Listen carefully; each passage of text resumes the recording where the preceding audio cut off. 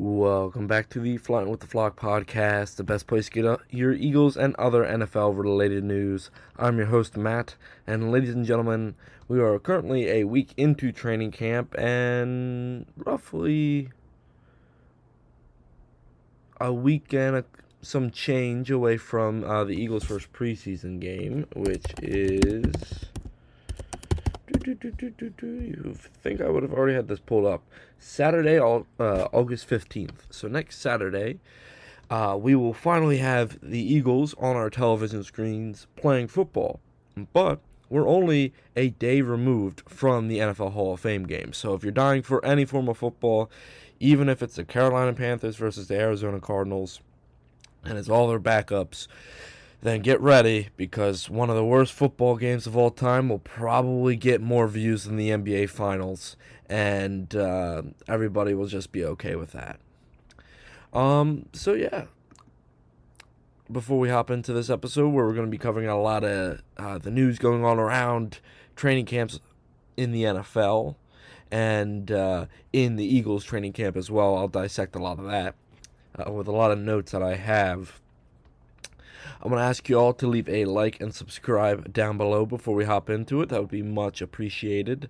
And feel free to share this podcast with anybody that you think would find it enjoyable. Hopefully, during the season, episodes will be a bit longer. We're talking like close to an hour 15, covering Eagles, NFL games, and fantasy football as well. That will be a new piece that we'll be covering during the season. But yeah, let's hop right into it rather than me babble on about what I'm planning on doing. So this last week was the first week of Eagles training camp. We had last episode came out during the first day that the Eagles actually had practice on a practice field. And so there's been a lot of developments throughout the NFL in the past week alone, whether it's injuries or new deals. A lot has happened. So let's jump right into it. Let's hit the injuries. So there have been several injuries that have happened across the NFL. We're going to touch on the Eagles first, and who hasn't been practicing, at least over the past 24 hours. And we're going to dive into that before we move on to places like that are injury-riddled, like the 49ers and the NFC South, places like that. So the Eagles practice report, this is for yesterday, August 4th. So by the time you guys get this episode, this practice report probably won't be up to date. You might have one or two people removed from it, or you might have more people added to it, so just bear with me. So on August 4th, we had 5 people not practice and one person limited. The first person being Keyshawn James Newby, who had an ankle injury. Lane Johnson, who was excused, and it was not injury related.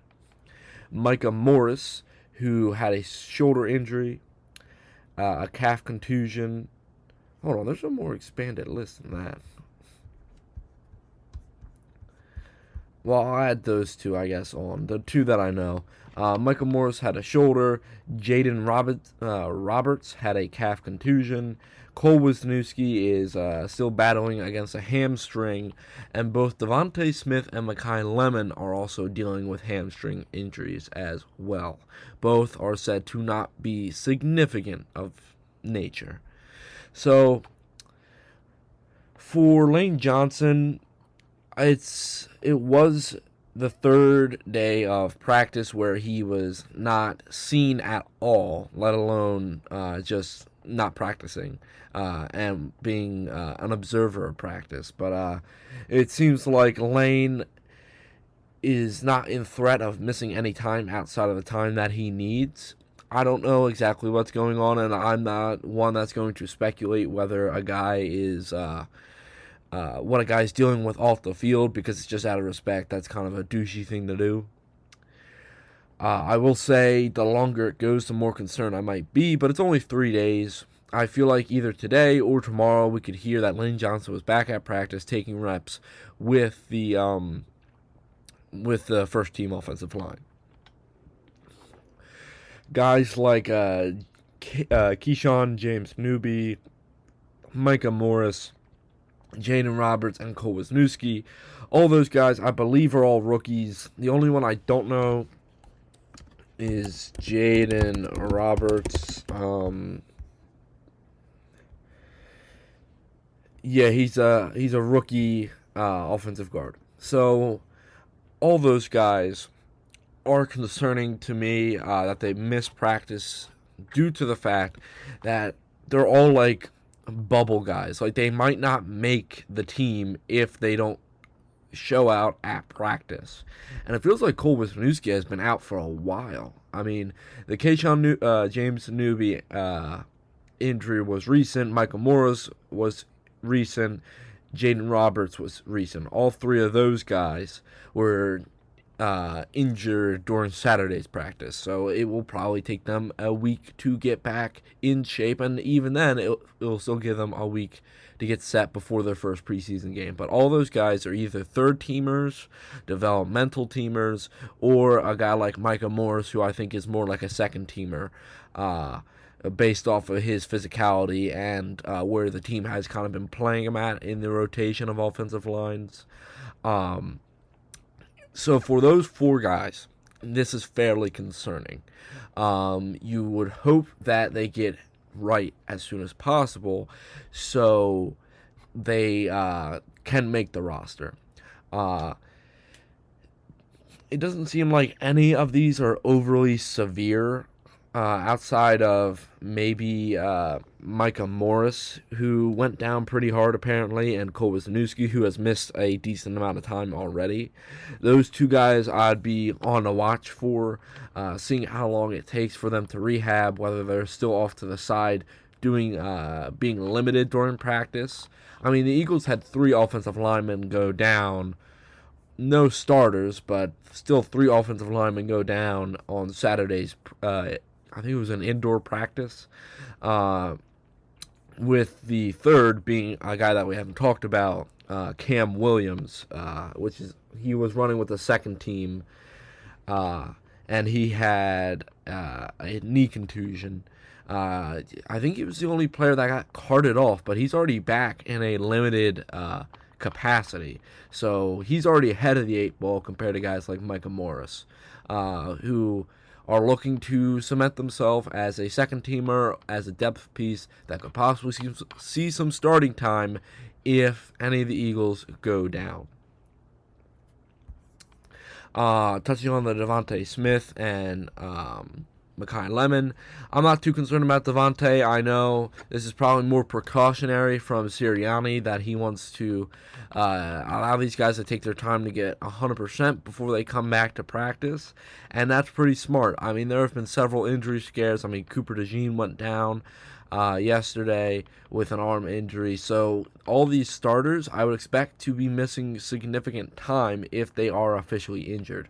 We'll have more on Cooper DeJean today, whether he's a full participant or whether he's limited, working on certain things off to the side today instead of being with the 11-on-11 or 7-on-7.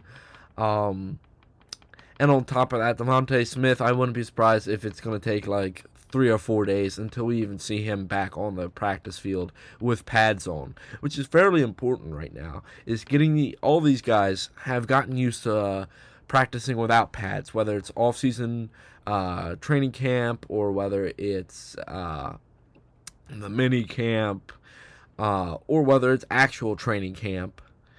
All these guys have been used to running routes and performing on the field without pads on for at least a little while, especially in this kind of offense, which we will talk about more later.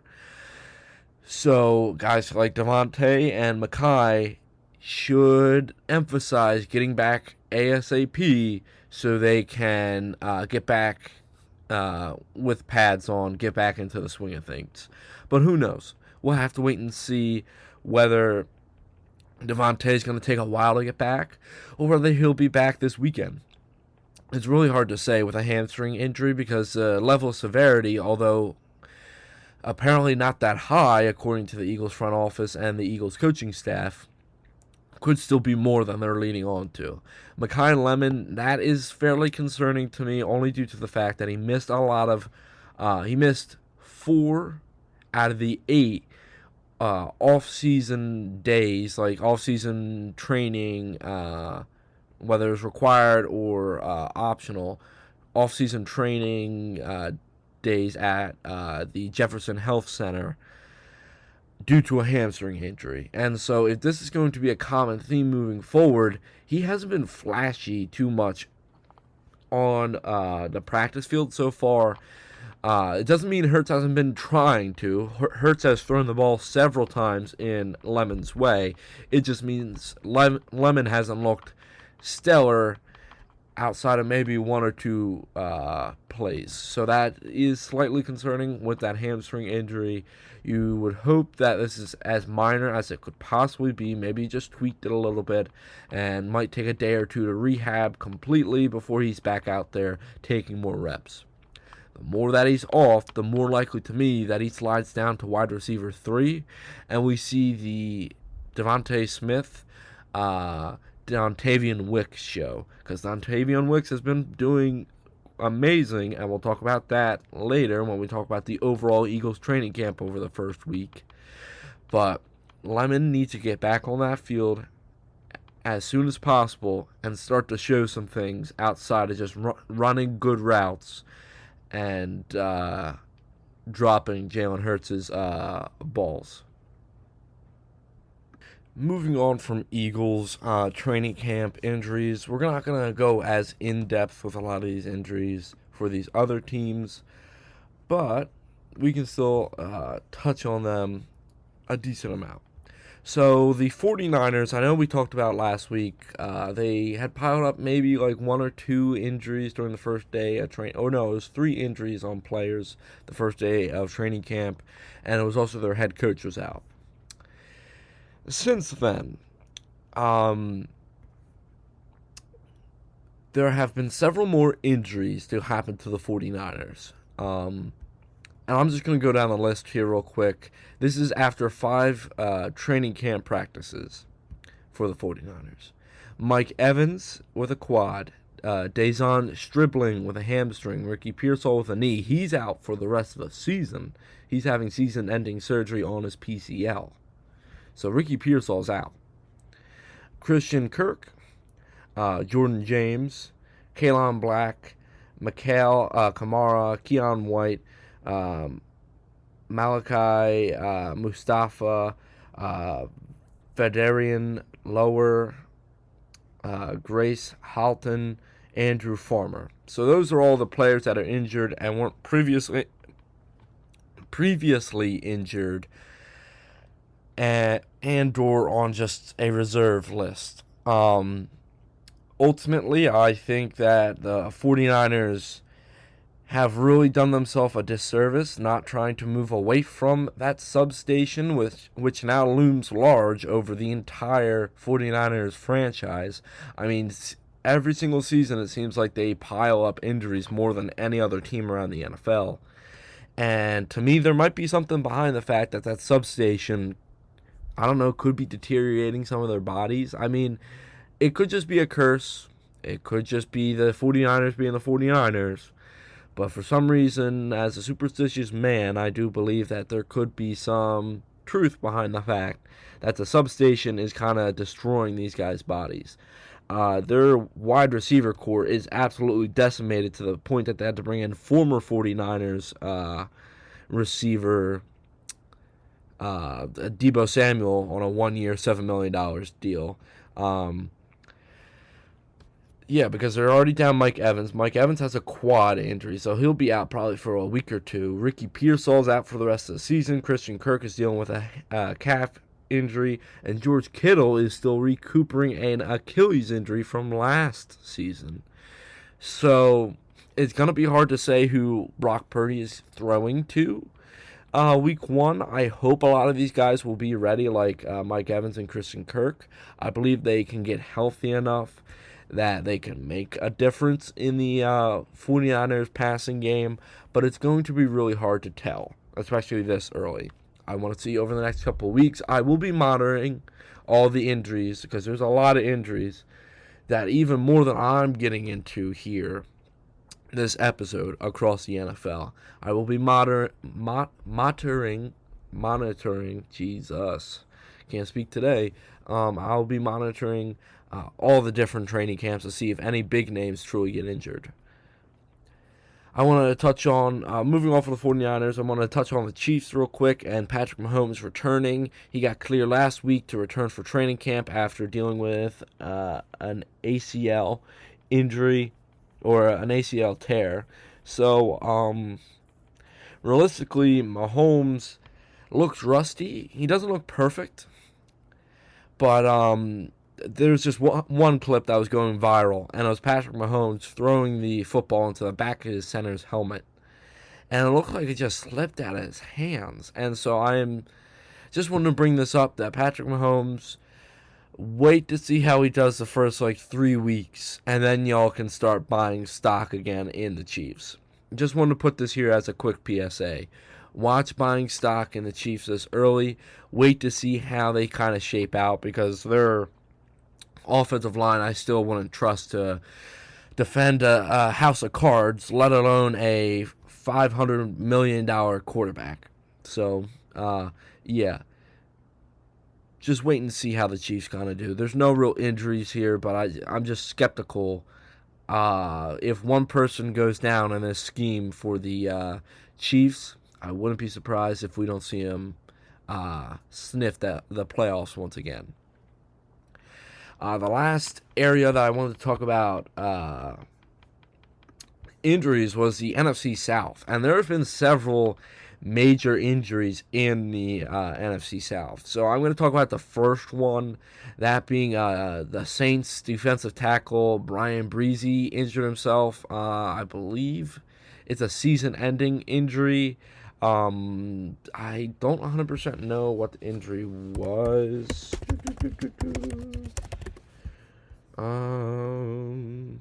ACL. So he needs ACL surgery, so he's going to be down for the rest of the season. I thought it was an ACL. Wanted to double check before I told y'all. So that's a major piece for this Saints defensive line. I mean, he's been one of their better defensive tackles over the past year.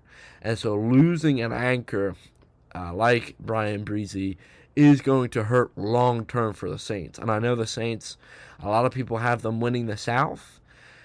It's going to, in my mind, it's going to be a little bit more difficult now without that kind of presence on the defensive line. And I hope they have a lot of good depth, because I don't think the Saints really do, due to their cap situation that they've screwed themselves over with in the early 2020s. I don't think they have a lot of depth to cover. And so people really going into matchups now have to think, is the Saints defensive line truly going to be up to snuff with aging veterans and lack of depth? Are they going to be ready to take on some of the better offensive lines in the NFL? The Panthers lost both outside linebacker Nick Scourton and wide receiver Chris Brazzell II for the season. Both suffered knee injuries. I believe I can't say both of them were like ACL injuries, but it could have been a PCL or an MCL. But either way, the Panthers lost both presence on, I think, Nick Scourton, was he a rookie or no? Has he had a year? I think he's a... Yeah, no, this is his second year. So Nick Scourton, although he wasn't like the top guy at the outside linebacker position, I knew he made a lot of plays for the Panthers, especially late in the season when it came to applying pressure to quarterbacks. And so to me, losing out a guy that young and having him lose a year of development can be fairly concerning. I don't know who Chris Brazzell is. I I think he's a rookie wide receiver. Yeah, he's the Panthers' third-round pick, and so losing your third-round pick can be a bit shocking early on, and especially with the lack of depth at the wide receiver position that the Panthers have. We're going to have to wait and see whether guys like Terrell McMillan and Xavier Legette are going to be legit this year. Well, Terrell McMillan was legit last year. He's your reigning offensive rookie of the year. But seeing a guy like Xavier Legette possibly take a step forward would be what this team needs right now with the loss of Chris Brazzell. So we'll have to wait and see how the Panthers kind of play out. They lost both a significant piece on defense and a developmental piece on offense. So, and to me, they're primed to go from first to worst in their division, which is not very hard in the NFC South. But I think they're primed to go from first to worst out of the rest of the NFL. So losing two pieces like that for the rest of the season truly hurts. One I know that definitely hurts is the whatchamacallit? The Falcons losing outside linebacker Jalen Walker for the rest of the season. Apparently the injury was quite gruesome. I don't think it really says what it was. I can try to find that. It's believed that he has a torn ACL. A lot of ACL or knee injuries going around. Definitely because of turf fields, but that's a whole nother argument we can have another day. Probably we could do that next week or 2 weeks from now just to give us something to do. But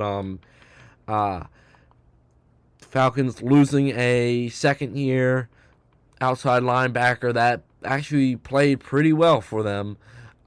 It's going to be interesting to see how they fill that void. I know they have the other outside linebacker / edge rusher that got arrested earlier this year. So the Falcons' defensive line has taken a step back compared to how good they were last year.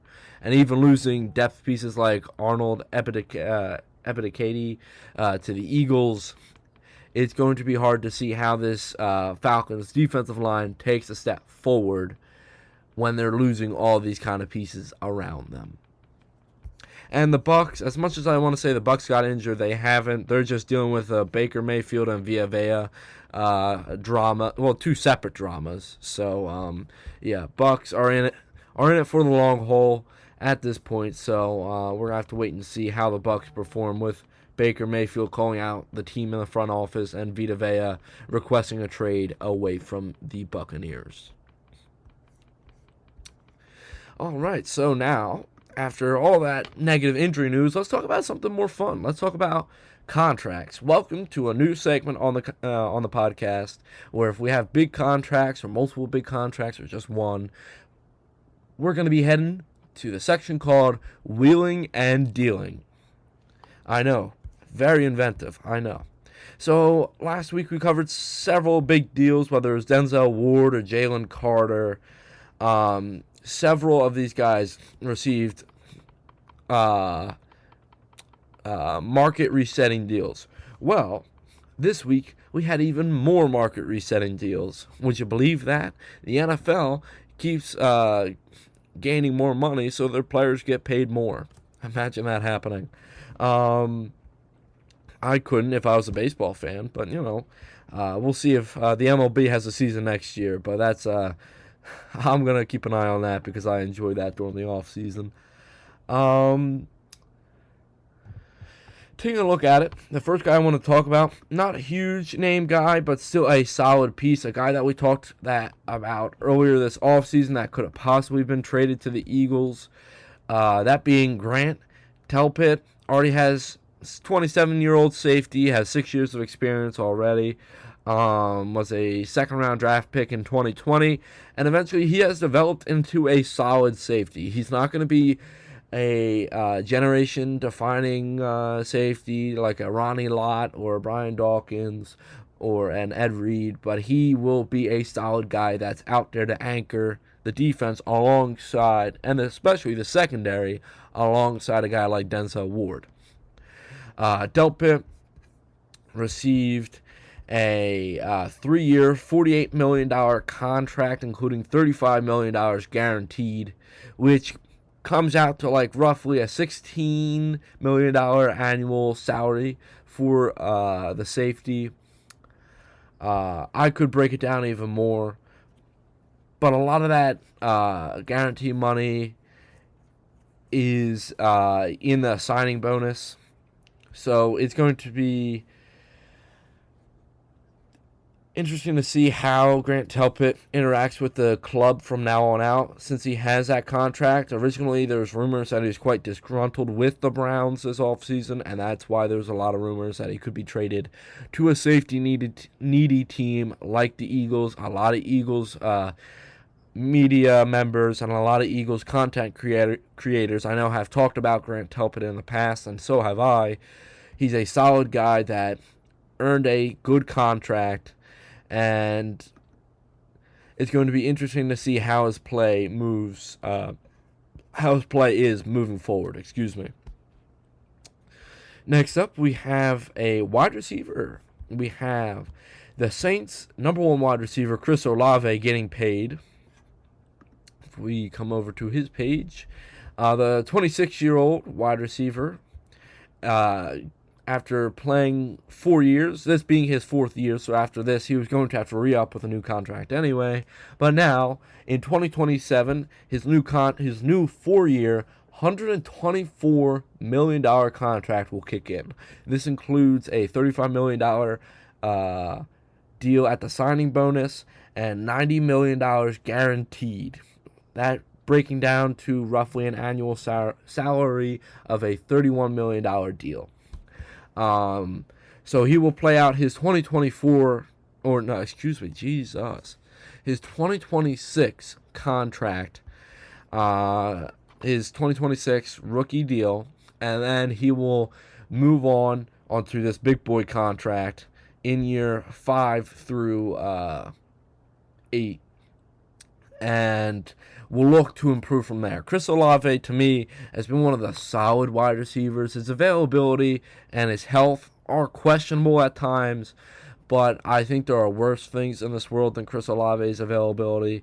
And to me, that kind of just tells me that Chris Olave has the backing of the Saints organization and is the future of the franchise. We'll see how Tyler Shough develops, but having a guy like Chris Olave and Alvin Kamara and Travis Etienne will never hurt, especially for a sophomore quarterback. You just hope that a guy like Chris Olave can stay on the field for 17 to 16 games a season to help his team get the best chance to win. Moving on, we have another. So that was a market resetting deal for Chris Olave. Another market resetting deal was Bijan Robinson. It was him and Jahmyr Gibbs over the past week. I was not expecting this, by the way. Were both secretly holding in. That means they showed up to training camp and they just observed under the idea that he had a. Bijan, I know for sure. Head coach Mike Stefanski said he had a injury. He tweaked something. And so the Falcons had more time to get him his deal. The 24-year-old running back is heading into his 4th year. He's a first-round pick. Was taken 8th overall. Hell, even then I wanted the Eagles to take him, but he never fell to the Eagles. But we still got Jalen Carter, so what does it matter? We got one of the 2 generational talents from that draft. Bijan signed a 3-year, $66,750,000 contract with the Falcons. I think that was 2 days ago now. Which include $51 million guaranteed, which brings it out to roughly an annual salary of $22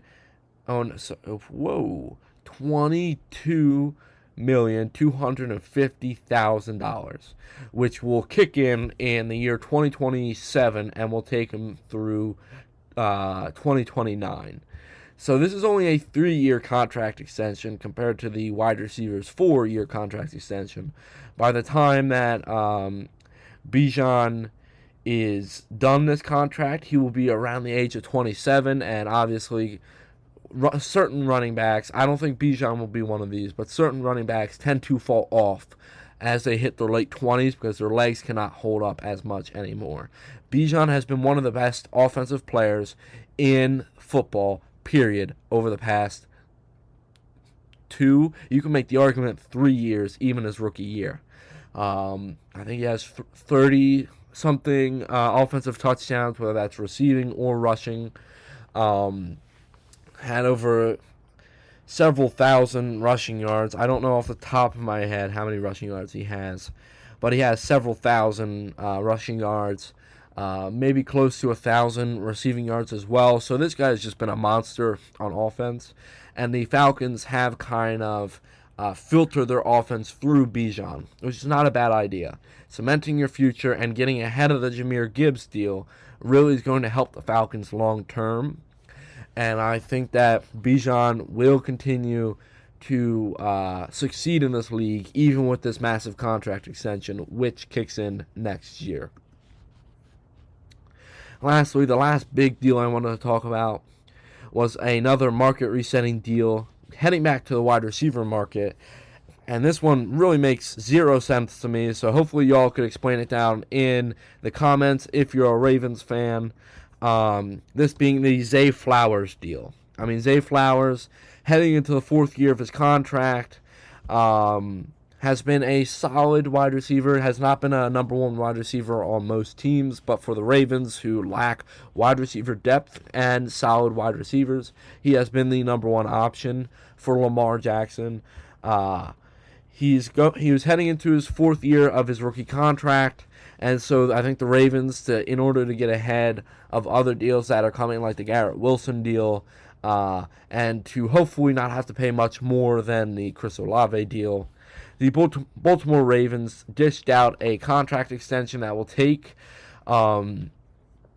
Flowers, that will keep Flowers with the team through 2031.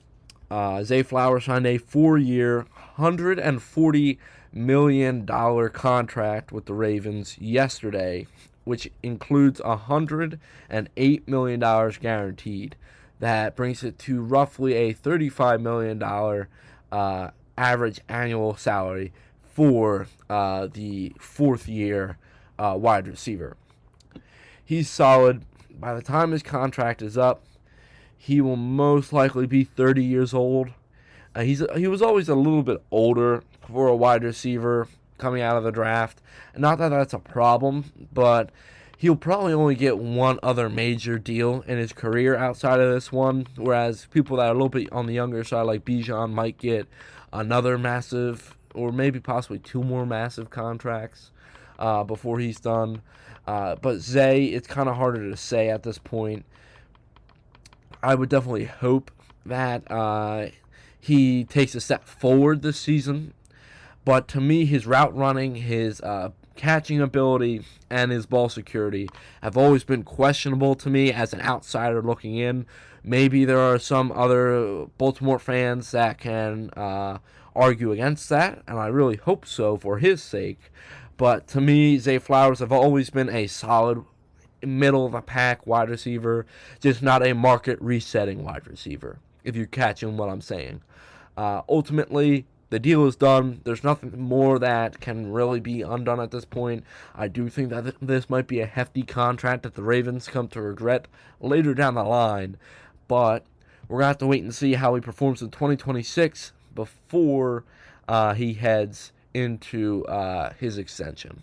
So, ultimately, Zay Flowers, all the guys that I talked about, whether it's Zay Flowers, Bijan, Chris Olave, Grant Delpit, there's still even more guys that I could have talked about, like Matthew Bergeron or Darnell Wright. who received a 4-year, $160 million contract extension from Chicago. There are several offensive linemen I could have talked about, but they're not as exciting to me rather than these positional players getting these big market resetting deals. So ultimately, congrats to everyone that received a deal over the past week, and hopefully there's more money to be given out to these players within a reasonable amount moving forward in the NFL. Alright, so lastly for this episode, we're going to be covering a lot of the Eagles training camp and what's been going on over the past week, really dissecting what's been going on.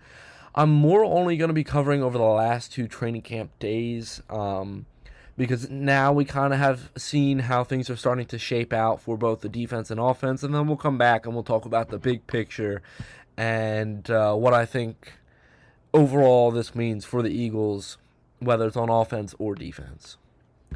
So looking through day 4 of training camp, it was reported that Jalen Hurts looked to be in complete command of Mannion's offense, and he was quite decisive, accurate, and wasn't afraid to push the ball downfield with his throws. Although he did throw a pick 6 on day 4 to Quinyon Mitchell, that was because of an early breaking route by the wide receiver. So the wide receiver and Jalen just were not on the same page yet for the route. Hurts and Devontae Smith, whenever they're on field, their connection is electric. I mean, you could tell that back during Devontae's rookie year in 2021. But now with Smith being the outright number 1 wide receiver, I believe that these two are going to push each other moving forward, and hopefully that elevates the overall passing game. Sean Mannion's influence is notable in how the Eagles operate. I mean, he keeps the defense when the offense has a good day, which there's been a couple of good days for the offense, and there's been a couple of really good days for the defense. But when there's a good day for the offense, Sean Mannion is able to dial up an offense that keeps the defense on their toes, whether it's going 5 wide and throwing twice in the red zone, and then drawing up a QB draw, which nobody even touches Hurts on because he's so wide open when he runs straight up the middle. Or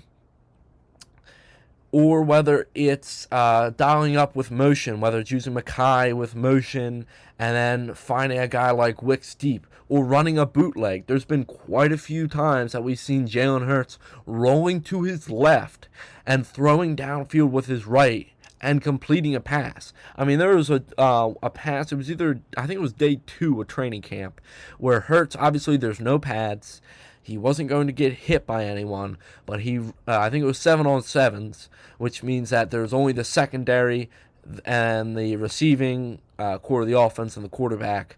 Hurts rolled to his left, found Wicks deep, absolutely threaded the needle in between 2 defenders, 2 safeties, and Wicks was able to come down with the ball. That's another thing I've been loving to see, is the connection between Hurts and Dontavian Wicks. We always know that Hurts will have Devontae Smith in some form of fashion, but it's really finding that second wide receiver that's going to be a major key in this passing offense. Dontavian Wicks is the only other receiver outside of Smith to me that has really stood out. Elijah Moore, that's actually not true. Let me walk that back. Dontavian Wicks is one of the other 2 receivers that have stood out majorly from what I've heard coming out of Eagles training camp. It's outside of Devontae Smith, it's Wicks and Darius Cooper have both been fairly active with the first team offense, and when they make big plays. I mean, Darius Cooper is going out there, and sometimes he's dicing up Cooper DeJean. And so that's fairly impressive, seeing this sophomore wide receiver who was an undrafted free agent last year, who made the roster, actually took some reps during the regular season with the offense, coming out here and showing that he is above the last place or above a bubble spot on the roster. And to me, coming into this training camp, it was really a battle between him and Johnny Wilson, who had an amazing training camp last year, but then went down with an injury late, and he missed the rest of the season. That allowed Darius Cooper to sneak onto the roster, and now it seems like to me that Darius Cooper is not giving up that spot. And whether it comes down to, it's really going to come down to Darius Cooper, Elijah Moore, and Johnny Wilson. I believe that obviously Devontae, Wicks, Lemon, and Hollywood Brown are all locks to make the offense and make the team. It's for that last spot, it's really going to be a battle of Johnny Wilson's blocking, Darius Cooper's ability to play make, or Elijah Moore's veteran nature that allows him to understand this offense a little bit better. That changes who gets that last wide receiver spot. I don't think they're keeping 6 wide receivers. I think they're going to keep. I think they're going to keep 5, and they're going to bring 1 back for the practice squad in case they need them. But to me, I think that Darius Cooper has been one of the more He's been more impactful than people like Hollywood Brown, who hasn't seemed to get on the same page as Jalen Hurts yet this training camp. So when it comes to pass catching, it is concerning that Makai Lemon's not out there. There are certain things that need to be installed with Makai Lemon in mind, and so he needs to be healthy, and he needs to start making more plays, whether it's 11-on-11s or whether it's 7-on-7s. He needs to be out there and more of a dominant presence in the passing game. Whether it's the hamstring that's holding him back, I don't know. But you would hope that the rookie finds his way onto the practice field ASAP to battle against Wicks for that wide receiver 2 spot. I mean, I wouldn't be surprised if we see Lemon lining up in the slot and Devontae and Wicks both on the ends of the formation. But we're going to have to wait and see. I wouldn't be surprised if we see Darius Cooper make this roster in some shape or form. Staying with the offense a little bit more, talking about some of the running backs and tight ends. Saquon been quiet, but I don't really expect to see or hear anything out of him until he hits the field for game day, week 1. Tank Bigsby, though, has been making a lot of splash plays in Eagles training camp, and he's been arguably the better back if you're comparing Saquon to Tank Bigsby. He's been the better back. They've been splitting first-team reps, and so that tells me they're not going to kill Saquon's legs, and they're going to allow Tank Bigsby's young legs to run all over defenses. Whether it's in the passing game or the rushing game, Tank has looked pretty damn good, and that's quite surprising. Well, that's not surprising, but that's quite encouraging, and it's quite surprising that he's been able to get that many reps with the first team. I'm quite happy with Sean Mannion's usage of Tank Bigsby moving forward, and I think that will be a big theme with how this offense will work. And looking at tight ends, Dallas Goedert has been fine. I mean, he hasn't really done anything of note, but hopefully that changes in the next couple of days.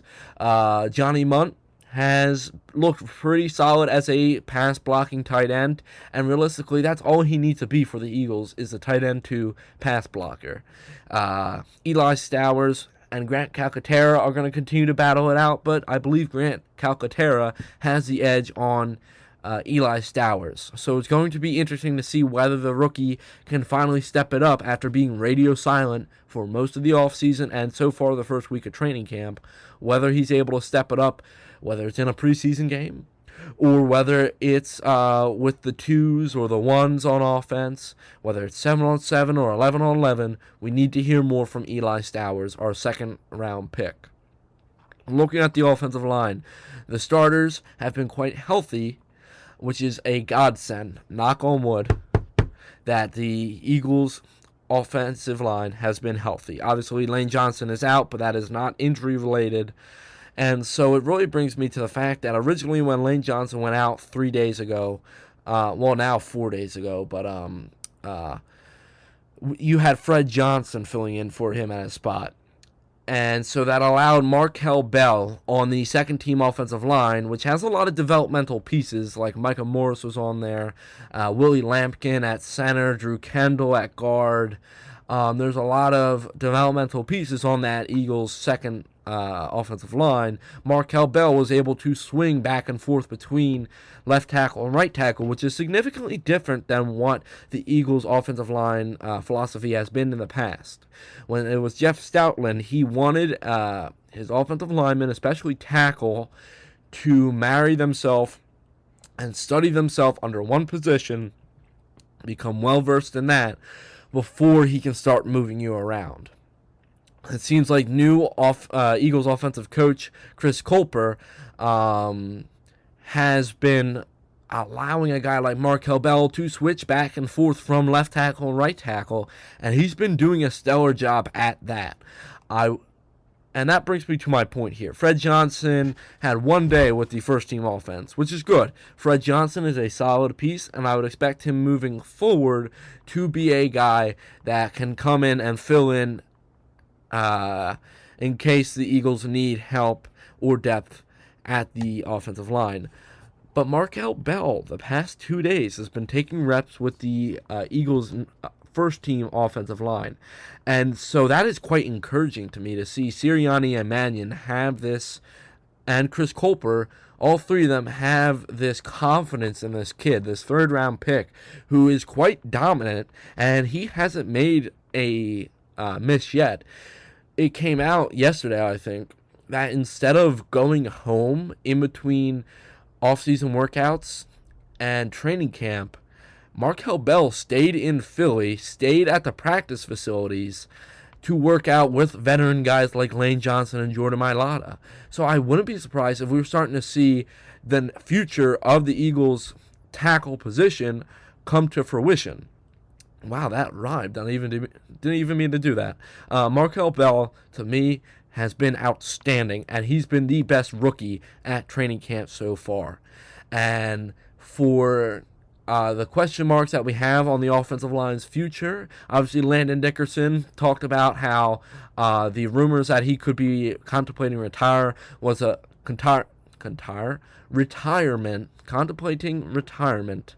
a bunch of hooey this past offseason. Still, knowing, and Lane Johnson possibly contemplating retirement this past offseason, it's nice knowing we brought in a rookie that can solidify one position, that being the right tackle position, or left tackle position, depending on what you need. It's nice knowing that we got a guy that could possibly come in and be a good talent. I mean, he's 6'8", 300-something pounds. You ain't moving that mountain easily. So as long as he has good technique with his footwork and his hands, I think he's going to do just fine no matter where he's starting, whether it's first team or second team. We talked a lot about the offense. Okay,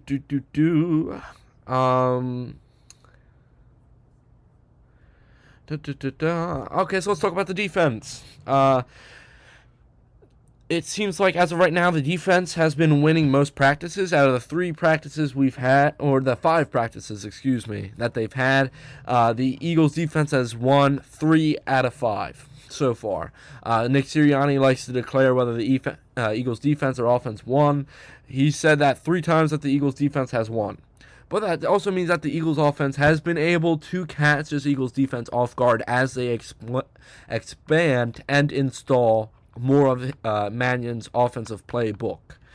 The defensive line has looked stellar. Jalix Hunt, if you're going to buy stock in a player this season, it's going to be that guy. He already has close to 10 sacks, and he seems to be having fun doing it. It's not like he's out there intense. He's out there loosey-goosey, and he's still out there beating first-team offensive line, whether it's Lane Johnson or Jordan Mailata, and second-team offensive line as well. Well, that's a lot easier for him. Nolan Smith looked better yesterday during day 5 than he has all training camp so far, which is quite encouraging. He's been quite radio silent on the defensive line, and so having a guy like Nolan Smith slowly start to get better is good. Jonathan Grenard is obviously out, so the edge position is really up for grabs. for now, but Nolan Smith been playing really solid so far. Jalix Hunt is going to be a 10-plus sack Eagle this season, and I would put my money where my mouth is. I would make that bet personally if I'm going on there. Bet that Jalix Hunt will record, maybe safer bet, 8.5 plus sacks. I would take the over.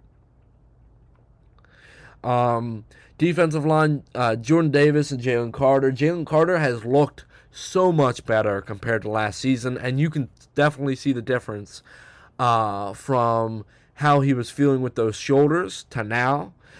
It looks night and day, and it's really nice to see a guy go out there and look this dominant once again. Moro Ojomo also had some pretty good days. I mean, day 4, he was living in the backfield, essentially. Although the Eagles had an amazing offensive day that day, Moro Ojomo was still able to make quite a few plays to make the Eagles uncomfortable. Ty Robinson, slightly concerned about that guy. The Vanilla Gorilla really hasn't been moving forward with his development, and he's still with the third team, which as a rookie from last year, you would hope that he'd be on the second team defensive line, but we'll see whether Clint Hurts has anything for Ty Robinson to help him improve his game, but to me, he could be in risk of losing his roster spot out to a guy like Uar Bernard, who every day continues to look better. He will probably make the roster. He'll probably be the 53rd man, but I think it's going to be close, and Uar Bernard is really going to have to show that he understands the game of football, and he understands that he's a developmental piece that's going to take patience to really bloom into the defensive lineman that he could be one day. So that's the defensive line. Secondary has been really solid. Tariq Woolen, Quinyon Mitchell have both been pretty locked down. You've heard more about Q being locked down than Tariq Woolen, but he's always been the big play, hunting for an interception kind of guy. So we're just going to have to wait and see how Reek really does on the field during preseason, probably the first preseason game, and then week 1 as well. Coop, obviously we talked about he had an injury scare yesterday, but he seemed to walk off, and he stayed at practice. He might be working off to the side today, but I wouldn't be surprised in the next day or two we'll see Coop back out there playing 100%. The safety position, Andrew Mabuka has been playing pretty good according to reports. And Marcus Epps and Michael Carter, especially Michael Carter yesterday, have been splitting the reps. But Michael Carter was quite dominant at safety, and then he moved down to nickel when Cooper DeJean went out. And Michael Carter had, I think, the best day of his training camp so far yesterday, which is something that you want to see. See him snowball, see him improve, see him gain confidence. Marcus Epps has been really solid, the veteran presence in that safety room. He'll be locked down. He'll be solid. It's still concerning that he's not as good as he used to be, especially back in 2021, 2022, but he's been an okay piece.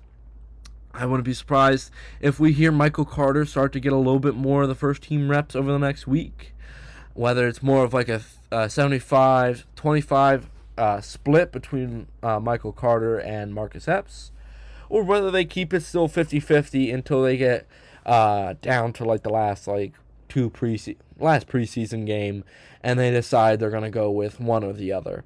But don't be surprised if you hear that Michael Carter ends up winning that number 1 safety spot. But that's just my 2 cents when it comes to that position. God only knows what's going to happen, and God only knows what Vic sees in any of these guys when it comes to whether they can take the next step and whether they can operate his system. Overall, I do think that there have been a lot of encouraging things, especially for the defense. I mean, this defense is a top 3 unit, could be number 1 again this season. Look out for that. But having this new offense, having to go against that constantly, and having them win 2 days is quite impressive. Having putting Vic Fangio's defense on their heels twice, 2 days, shows to me that Hurts and Mannion truly understand what is going to be needed out of them. There's been a lot of under center, and when I mean a lot, I mean a lot. So it wouldn't be surprised to me if we don't see shotgun too much this upcoming season. It doesn't mean there's no shotgun at all. Mannion was working shotgun with all the quarterbacks last week. I think it was last Thursday he was working shotgun to keep something, because they're not completely getting rid of Sirianni's offense. They do understand Sirianni's offense does work at certain times and for certain players more than others. They understand that. This West Coast style of offense, though, will open up a lot more opportunities, and Hurts has looked confident and has looked aggressive, which is something that you want to see.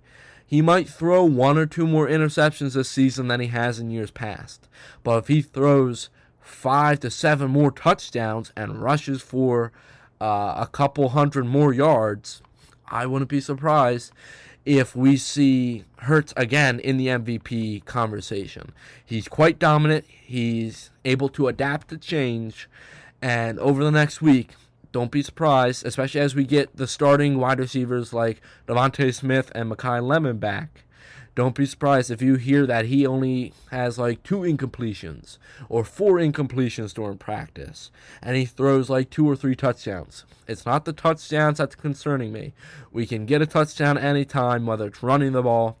And we didn't even touch about the running style yet. And I'm not even going to do that because I'm already at nearly an hour for this episode, which has been the longest, I think, since the Super Bowl.